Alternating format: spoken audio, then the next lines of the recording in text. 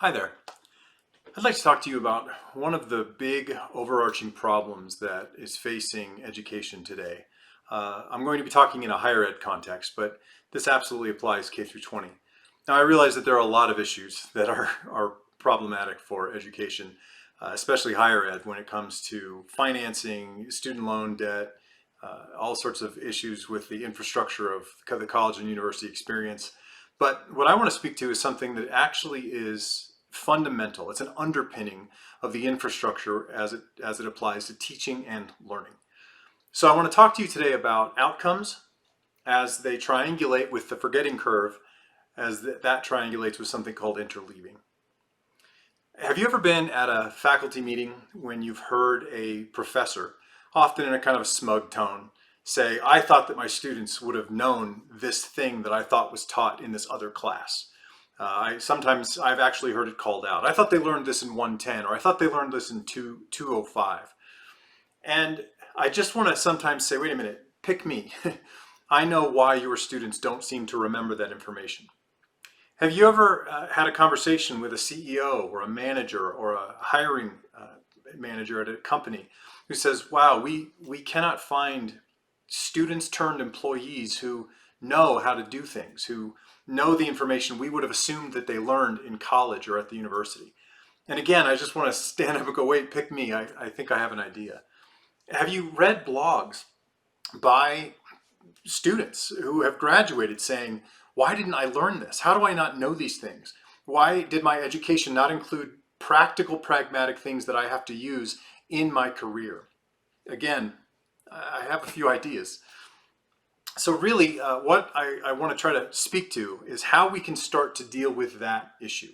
It's absolutely an issue of learning, but as I said, it really is infrastructurally based on the concept of outcomes, the forgetting curve, and interleaving.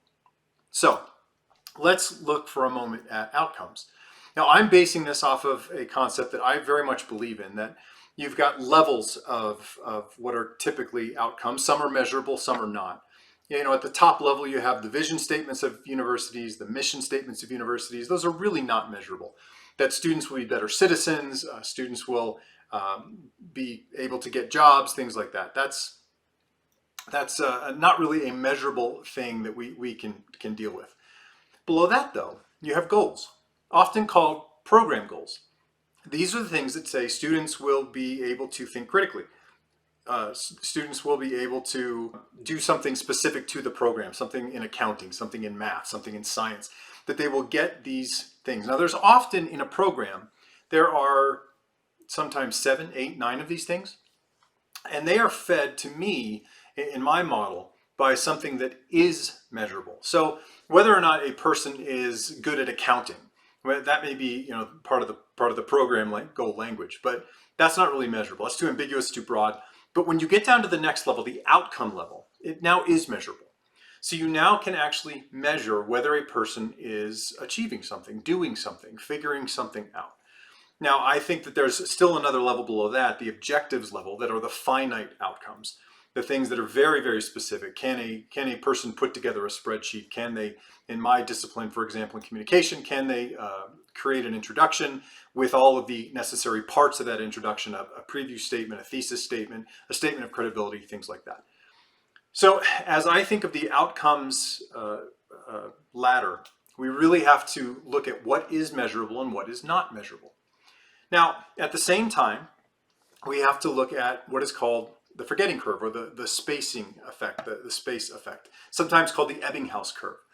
A guy named Ebbinghaus started to study memory, human memory, back in the late 1800s, early 1900s, and he literally could memorize huge, huge, long digits, nonsensical characters, nonsensical sentences, words. He figured out how to do it because he started to understand there's a natural rate of decay when it comes to our memory. That some things that are important to us, we might hold on to for a couple of days because that's interesting or unique or something we think is important. But other information, often the kinds of things that we're shown in school, we hold on to for only a few seconds, minutes, or maybe hours until we get reminded again. And if we're not reminded again, oftentimes those go out of our working memory and just sort of fade off into the sunset. We're trying to get them in that sort of transactional memory into short term and then into long term. We're trying to push that stuff down into the hippocampus. But we know that it takes multiple experiences with that thing in order to get it there. So as we start talking about the forgetting curve, we have to realize that humans, all humans, have to get information multiple times and likely in multiple ways if we really want it to be reinforced effectively. And then we have interleaving. This is a notion that was brought forth in the book Make It Stick, based on some of the research by Bjork and Bjork over the years, that talks about the things that actually lead to learning. Now, the way that we have typically organized our courses is that we say we've got courses in a program, they are compartmentalized. Then we compartmentalize the elements in that course. If you think about it like the chapters of a book, which upwards of probably 75 to 80% of all faculty do, then here's what that means. That means that chapter 2 is taught in week 2. Chapter 3 is taught in week 3. It doesn't matter that our brains don't function that way. They're much more interoperable. There's much more cross-contamination of concepts across all of the things that we think about and how we work. But in classrooms, we say you need to learn all of the elements of chapter 2 in week 2, and then we probably won't talk about it again unless there's a midterm, or perhaps even until there's a final. And then that's it. It's not reviewed again, it's not discussed again, it's not talked about again, and then we wonder why people are forgetting. Interleaving suggests that we're going to pull some elements forward from weeks 3, weeks 4, weeks 5 into week 2, and that we're going to take some of the stuff we normally discuss in week 2 and we're going to push it out to weeks 3, 4, and 5. So as we think about those 3 elements, what a really good outcomes map is with measurability and those sorts of things, what the spacing effect, the Ebbinghaus curve, the Ebbinghaus effect has on the human brain with how we can remember, retain, and then leverage that information. And then how we deal with the concept of organizing our content over time. We now start to get into the idea that programs, that program goal level, really does take some architecture. It takes some intentionality. Unfortunately, in my experiences in formal educational contexts, when I was a chief innovation officer, when I was a coordinator, when I was a director, as I've been involved with formal universities, trying to get faculty to deal with the mapping of those outcomes elements, it's like pulling teeth. Professors tend to like the black box that is program outcomes because there's a lot less accountability. It's just safer. Now, when you start to think about what that requires, it not only requires some architecture from the goal to the outcomes to the objectives level, it also talks about transparency of everybody knowing what those are so that we can make sure that things are actually working. So I want to just quickly tell you about a story. When I was at one of the schools that I was at, we were doing this exercise because program accreditation was coming up. There was a review moment that was about to happen. After weeks, and I really mean weeks, probably months is a better way to say it, of prodding the faculty that were in this particular program, we were finally able to get the program goals that had been listed in the documentation that was sent to the program accreditor and the outcomes that were associated with those goals. Basically, the outcomes feed the goals. So, if you're saying that your students will be critical thinkers in regard to this particular aspect of finance or business or math or science or whatever it is, the outcomes actually start to suggest that that's happening because they're measurable, right? We can measure those. So when we asked these faculty for just those 2 pieces of information, not even the connections yet, just the piece of information, it took months to get them to say, okay, here's what they are. They tried it during faculty meetings. They tried it during different configurations of one-on-one conversations. And some faculty just said, forget it. We'll do it later. We finally got it. Now, this particular program had 7 goals, and there were probably roughly about 30 outcomes. Now, I want to say, first of all, if you come across a set of program goals that are more than 10 or 11, well, as my grandmother used to say, you can want what you want all you want it. But if you've only got one person with you for a couple of years, after their general ed is out of the way and you're dealing with them for 2 years, it's too many, it's too much. It's just simply math. Do the equation of time versus classes versus goals versus outcomes. There's just so much time that we have to work with. So 7 to 11 program goals, and then like I said, 30, give or take, outcomes is probably somewhere in the realm of appropriate. And don't forget, you also have to talk about not just where those outcomes are measured, but where those outcomes are taught. How are you getting students to understand how to do the things you are going to measure later? And are you building on, is there scaffolding going on there or not? So once you have that, then you've got the ability to start mapping, to connecting those goals to those outcomes. So when I was at this institution, we got a big long table, and everybody stood around this table. We had the program goals. There were 7 of them all across this really, really long, it was a 30-foot table.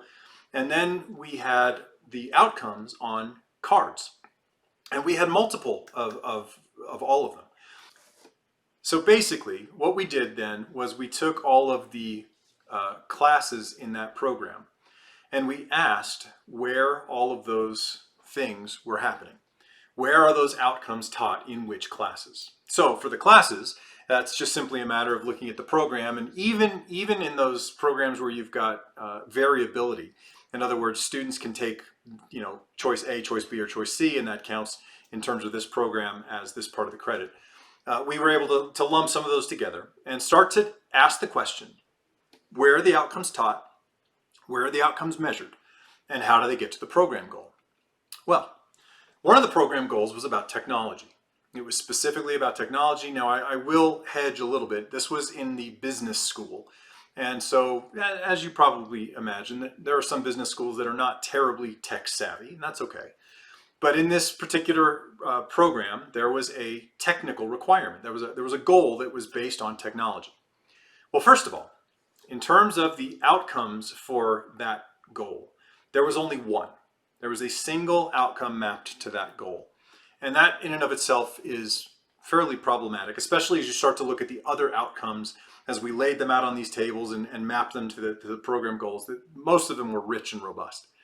But then when you add the classes underneath that, there was only a single class where that outcome was taught and measured, feeding up to that one goal. Now, it really leads the facilitators of an experience like that, myself in this case, to say, should it be a goal? Is it important? It doesn't seem like it's important. You're not putting much effort, energy, time, resources, anything against it. But it's definitely a conversation that needs to ensue. Now, at that time, that particular group of people, all of those faculty who were watching what was going on, said, yeah, that's right. That's exactly how it works. And we had to then have a pretty deep conversation about whether it should work that way. So what I just described to you was how we started to map some things for a standard 16-week term. Now imagine, if you will, what happens as the term length shortens. As you truncate that to 12 weeks, or 10 weeks, or 8 weeks, or 4 weeks. We actually have a school where I am from. In fact, it's one of the most expensive colleges in our state, in Colorado, that they base everything off of students taking one class at a time.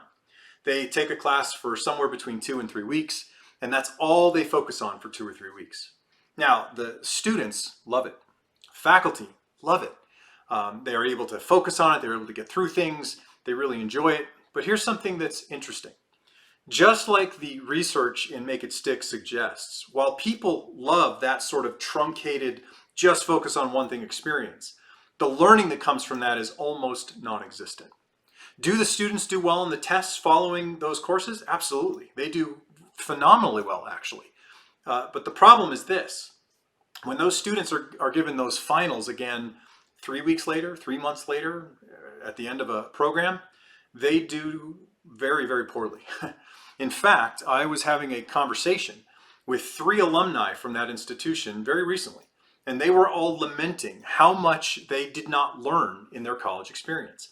They thought it was great at the time. It feels like you're learning because you're just chunking off pieces of information and you're getting good grades on the test, so it feels good. But when it comes to actually remembering that information and learning it, they were getting almost nothing. The CEOs, managers of the world who these particular alumni had gone out to be hired by also were saying, what is going on with the students from your institution? Why do they know so little? Well, it's probably because there was not a lot of attention paid to learning behaviors. There was attention paid to just getting you through the program with decent grades on a test. And those things are very different. 95% of institutions struggle mightily with doing this for a 16-week term. So as you truncate your terms, it becomes even more important that you do this. Now, it becomes important because you want to make sure you're interleaving not just within a class, but that you're interleaving within a program. If we've got a half-life for the spacing effect, for the forgetting curve of memory, then yes, we need to know something at one point and probably be reminded within an hour or two. Then we need to be reminded within a couple of days. Then we need to be reminded within a couple of weeks. But now we start talking about months and years. We need to be reminded after that, or we will forget it. Well, in a program, we've got somewhere between 2 and 4 years, depending on how closely you align with your general education, in order to get somebody to that place. Unfortunately, we don't take the time to set that up. There's not a lot of intention to that. In fact, when it comes to the classes themselves, we don't even necessarily know that the outcomes are being met in those classes. It's by proxy only, based on the test, that some of those outcomes are being measured. And a lot of times, every faculty member knows, nobody knows what you're teaching in your classes. There is very, very rarely a person in that class outside of the students who's paying attention to what you're teaching. And in fact, most peer reviews, when you've got someone from the faculty, a chair, somebody coming in to review you, you do two things. You put on your best show. You actually absolutely make the best possible experience, and you make sure that the content is, discussed at the beginning and then talked about at the end, and there's a nice bow put on it. A lot of behaviors that unfortunately don't seem to persist unless a person is being reviewed. So, when it comes to a true curriculum map, I'm telling you, it is such an important and rich possible conversation, but it is also hard. It takes time.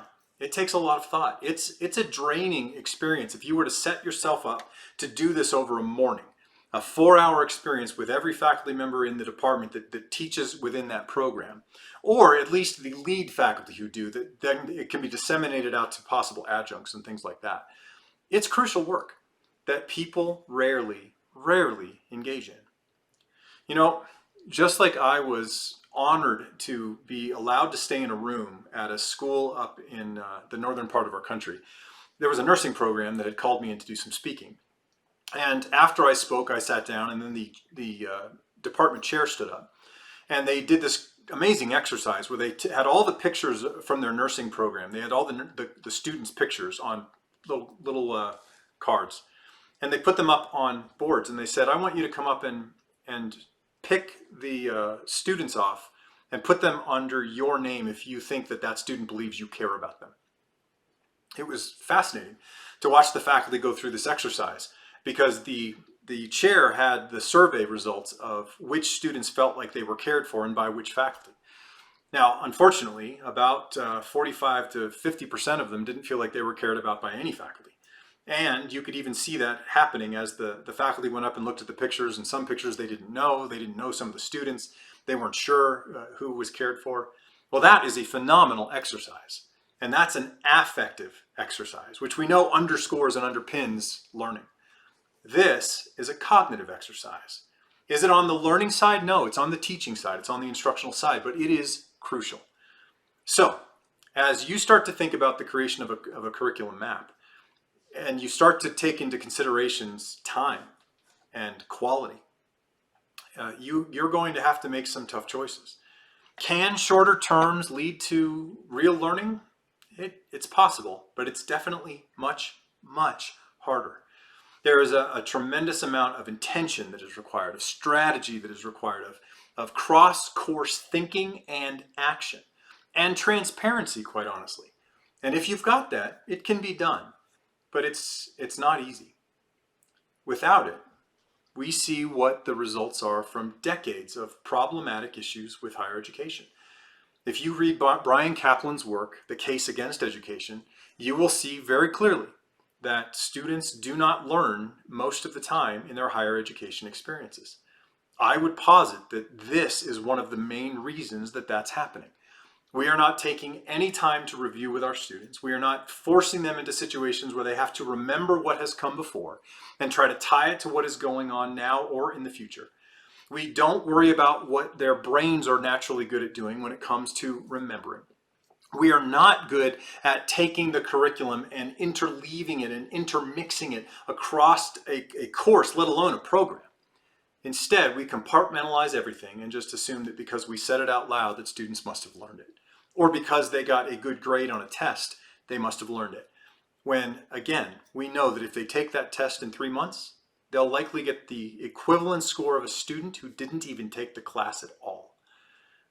Can this be fixed? Yes. But it's going to take some time, it's going to take some hard work and some effort, and it's going to take some intention. That is really the key to getting learning architected, infrastructurally sound at your institution. Good luck and good learning.